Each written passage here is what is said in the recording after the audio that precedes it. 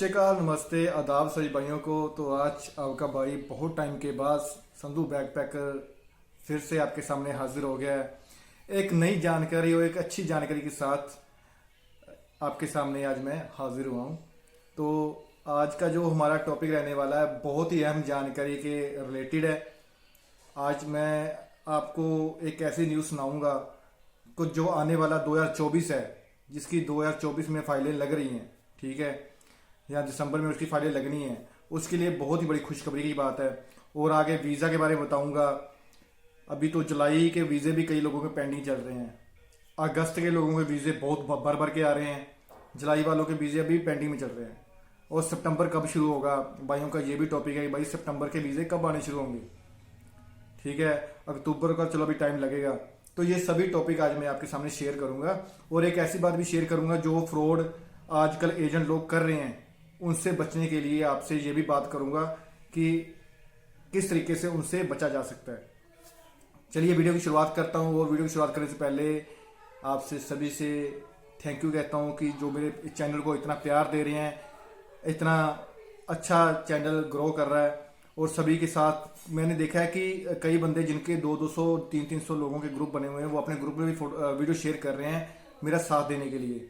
तो चलिए वीडियो की शुरुआत करता हूं। तो सबसे पहले आज खुशखबरी की बात सुनाने जा रहा हूं। तो खुशखबरी ये है कि सुनने में ये आया है जो क्रोएशिया के पुलिस स्टेशन से, देखो मैं ये पुख्ता बात, देखो 70% ये बात सच है, 30% मैं इस पर विश्वास अभी नहीं कर पा रहा, क्योंकि ये बात ये है कि क्रोएशिया के पुलिस स्टेशन से एक जो उनके आला ऑफिसर हैं, उन्होंने बात की है कि दिसंबर में जिनकी भी फाइलें लगेगी उनको वर्क परमिट की जरूरत नहीं पड़ने वाली, उनको वर्क परमिट की जरूरत नहीं पड़ने वाली। भाई ये बात सच है, ठीक है। क्यों जरूरत नहीं पड़ने वाली? क्योंकि वो टाइम रिड्यूस कर रहे हैं। मैंने आपको पहले बोला था ना एक बार कि सर इंडियन एम्बेसी और क्रोएशियन एम्बेसी की एक मीटिंग हुई है कि आप इतना ज्यादा टाइम पीरियड क्यों लगा रहे हो, 6 से 8 महीने क्यों लगा रहे हो, कि इतना टाइम खराब कर रहे हो लोगों का। इंडियन एम्बेसी ने ये मुद्दा उठाया था, बट क्रोएशियन एम्बेसी ने उसका अच्छे से जवाब दिया और उन्होंने ये टाइम, मैंने आपको बोला था ये टाइम रिड्यूस होगा। मुझे लग रहा है 70% बात ये सच है, ठीक है। मैं 30% बात अभी प्रोबेबिलिटी ये है कि बस ये काम हो जाए बस, है ना, क्योंकि जितनी बातें मैंने अभी तक की है वो सभी सच हुई है, ठीक है। ये भी हो सकती है। और उन्होंने क्या किया कि जैसे कोई फाइल लगाएगा उसका employer with in 5 to 10 days में उसको कॉन्ट्रैक्ट लेटर दे देगा, ठीक है। वो जो कॉन्ट्रैक्ट लेटर होगा वो वर्क परमिट का काम करेगा, और वो कॉन्ट्रैक्ट लेटर को आप साइन करोगे, उस पर आपके एम्प्लॉयर के साइन होंगे। वो कॉन्ट्रैक्ट लेटर आप एम्बेसी में वीएफएस में जमा करवा सकते हो और वो वैलिड होगा, उस पर वीजा भी लगेगा। ये बात सुनने में आई है।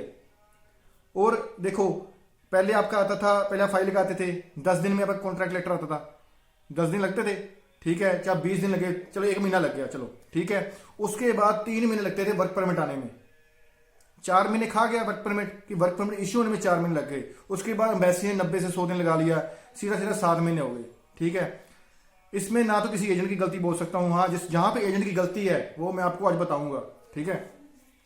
उन्होंने वो टाइम रिड्यूस कर दिया। उनको देखो एम्बेसी वाला जो जब आपकी सबमिशन हो जाती है वो टाइम वो रिड्यूस नहीं कर पा रहे, वो तो हो ही नहीं सकता, क्योंकि फाइलें इतनी ज्यादा है, बैकलॉग इतनी ज्यादा है। क्योंकि हर फाइल को एग्जामिन करना, हर फाइल को अच्छे तरीके से देखना, किसी पासपोर्ट में किसी का पासपोर्ट तो गलत नहीं बना हुआ है, जो किसी हमारे इंडिया में अभी तो पता नहीं कितने लोगों के फेक पासपोर्ट बने हुए हैं, वो भी तो चेक करते हैं ना वो, ठीक है।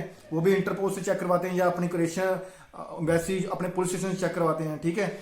तो अभी उन्होंने कॉन्ट्रैक्ट लेटर के बाद जो वर्क परमिट में टाइम लग रहा था 3 महीने का, उन्होंने ये सोचा है कि वो टाइम हम रिड्यूस कर देंगे, वो टाइम हम खत्म कर देंगे, ठीक है। अगर वो टाइम खत्म हो जाता है तो भाई बहुत अच्छी बात रहने वाली है। मैं कह रहा हूं सिर्फ 4 महीने में, सिर्फ 4 महीने में आपके वीजा आएंगे, 4 महीने में। और मैं आपको क्या बोलूं, ये खुशखबरी मैं आपके सामने लेके आ रहा हूं, ठीक है। और सैलरी के बारे में, सैलरी के बारे में पहले आपको बोला है कि भाई 900 यूरो सैलरी प्लस हो चुकी है। अभी भी कईयों के कॉन्ट्रैक्टर 850 के आ रहे हैं, 800 के आ रहे हैं, बट मैं ये बात कह रहा हूं कि भाई 900 यूरो सैलरी अभी प्रोबेबिलिटी जितनी भी उन्होंने बोला है, ठीक है, कि 900 यूरो सैलरी लगनी ही लगनी है, चाहे जो मर्जी हो जाए। ये भी बहुत बड़ी खुशखबरी की बात है, क्योंकि आप सैलरी बढ़ रही है, अकोमोडेशन, ट्रांसपोर्टेशन, फूड। अभी किसी कंपनी में 1 टाइम का फूड मिल रहा है, किसी कंपनी में 3 टाइम का फूड मिल रहा है, ठीक है। मैं तो यही गुजारिश करता हूँ जो जो बात हमें पता चली है वो सच हो जाए, क्योंकि वर्क परमिट पाने में जो टाइम लग रहा है वो बहुत टाइम खा रहा है वर्क परमिट। ठीक है, वो टाइम 3 महीने कम हो जाएगा तो आपका कम से कम 4 महीने में 3 महीने में आपका वीजा लग जाएगा। क्योंकि कॉन्ट्रैक्ट लेटर बनने में तो 5 दिन लगते हैं, 1 दिन भी लगता है, 10 दिन भी लगते हैं। हमारे कई भाइयों की सबमिशन हो चुकी है, कई भाइयों के हमारे वीजा आ चुके हैं, हम ग्रुप में डालते रहते हैं। ठीक है, हमारी फाइलें अच्छी से ग्रो कर रही है।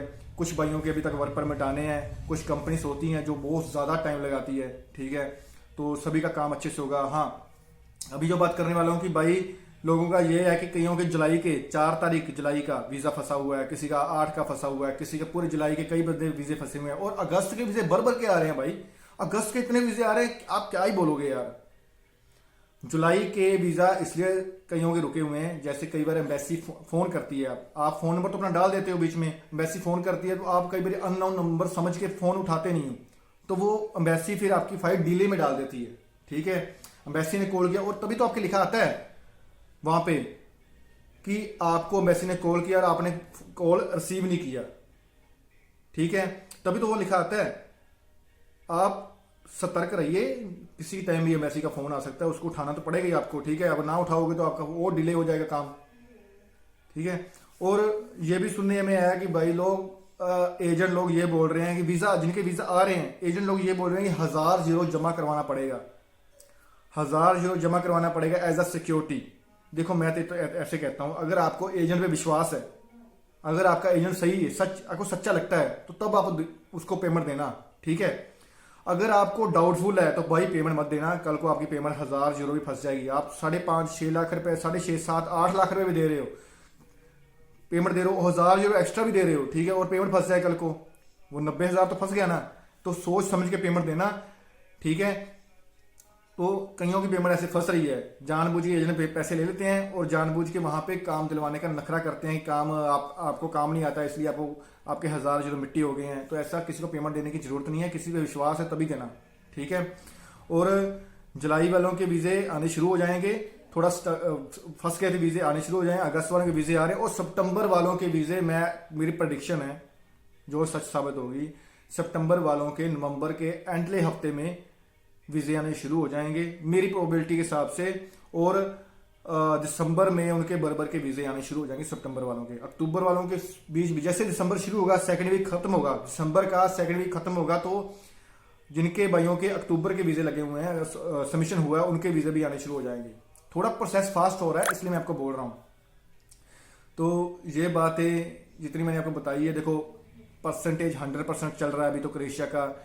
और देखो मैं ये बात हमेशा कहूँगा, 99% वीजे आ रहे हैं, 1% आपको अपनी किस्मत भी छोड़ना पड़ेगा, आपका वीजा लगेगा कि नहीं लगेगा। कंपनी चाहे अच्छी हो पर आपका वीजे पे डाउटफुल रहेगा।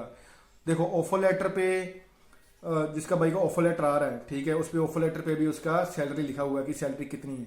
ठीक है, ग्रोथ सैलरी कितनी है, इंसेंटिव कितना मिल रहा है, छुट्टियां कितनी है, सब लिखा रहा है। पर पूरा ट्रांसलेट कर लीजिए, ट्रांसलेटर डाउनलोड कर लीजिए, आप डाउनलोड करके चेक कर सकते हो कि ये क्रोएशियन भाषा में, क्रोएशिया से इंग्लिश भाषा में करके आप पूरा चेक कर सकते हो, या हिंदी भाषा में, पंजाबी भाषा में ट्रांसलेट करके चेक कर सकते हो कि ये पूरा कॉन्ट्रैक्ट लेटर में क्या लिखा हुआ है। ठीक है, और सभी को शुभकामनाएं जिनके वीजे आ चुके हैं और जिनके आने वाले और जिनकी फाइलें सबमिट हो चुकी है एम्बेसी में और जिनकी होने वाली है, उन सभी को भाइयों को मैं शुभकामनाएं देता हूं। सभी भाइयों को वीजे लगेंगे, दुआ करता हूं भगवान से। थोड़ा मैं बीच में बहुत बीमार हो गया था, फेस पे स्वेलिंग हो गई थी, तो मैं थोड़ा एक ऑपरेट करवाया मैंने अपने हेड का, तो इसलिए मैं वीडियो नहीं बना पा रहा था, तो उसके लिए वेरी सॉरी। ये इन्फॉर्मेशन कलेक्ट करने के लिए थोड़ा सा वेट भी कर रहा था कि कब डालूं वीडियो। तो आज मेरा अच्छा दिन था, आज मैं सुबह सुबह गुरुद्वारा साहब गया और वहाँ से मैंने सोच के गया था कि आज कोई अच्छी न्यूज़ लेके आऊँगा, और जैसे ही गुरुद्वारा साहब से आया और एक अच्छी न्यूज़ वहाँ से क्रोएशिया से आ गई। मैं सभी से, अपने गुरुद्वारा साहब से, अपने गुरुओं से, सभी से इच्छा यही करता हूँ कि भाई मेरे सभी भाई खुश रहें, अपने माँ बाप के साथ रहें। देखो जिनकी फाइलें लग रही हैं, जिनकी फाइलें सबमिट हो चुकी है, एक दिन तो अपने जाना ही है क्रोएशिया में। अपने माँ बाप की सेवा करो, अपने माँ बाप के साथ रहो, क्योंकि माँ बाप से बड़ा कोई नहीं है, ना ही होगा। ठीक है, और लाइक शेयर एंड सब्सक्राइब करते रहिए।